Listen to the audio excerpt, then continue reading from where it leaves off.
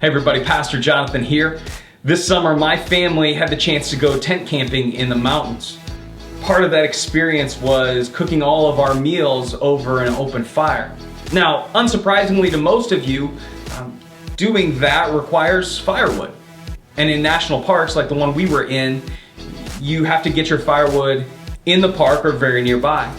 So when we arrived the first day, we went and we bought some firewood, we brought it back to our campsite, and then we got to work setting up. We set up the tent, we got everything situated, everything was ready to go, and then I got to work building the fire so that we could have our dinner.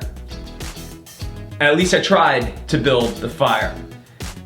So I did everything that I was supposed to do. I had some kindling there, I put some small sticks around it, and then I very carefully set the firewood in place just where it would need to be. And I went to work, I lit the fire, and everything seemed to be fine at first. The kindling lit right up, the small sticks started to burn, but nothing really happened with the logs. They refused to catch fire. They were smoking a lot.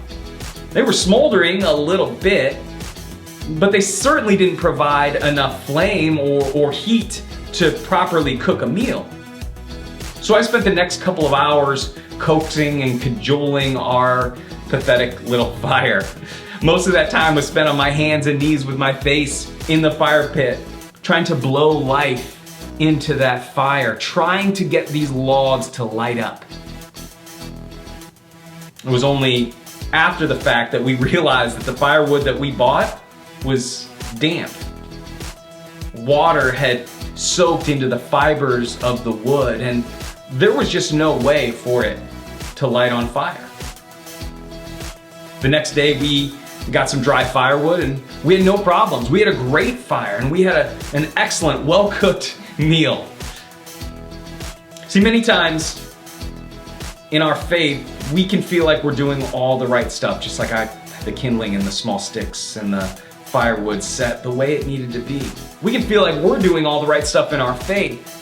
We're reading our Bible, we're praying, we're spending time with others, we're serving in the church, doing all of that good stuff, and yet we just feel like we're lacking the fire in our hearts. We feel like we're producing a lot of smoke, but no flame.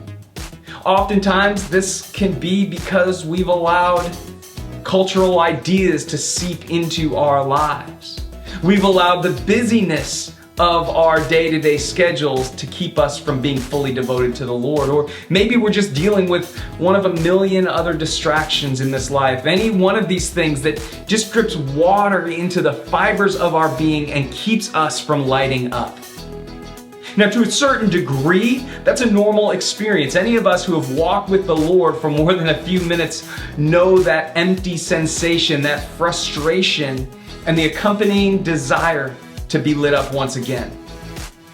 In 2 Timothy, the Apostle Paul writes a letter to his protege, a young man named Timothy.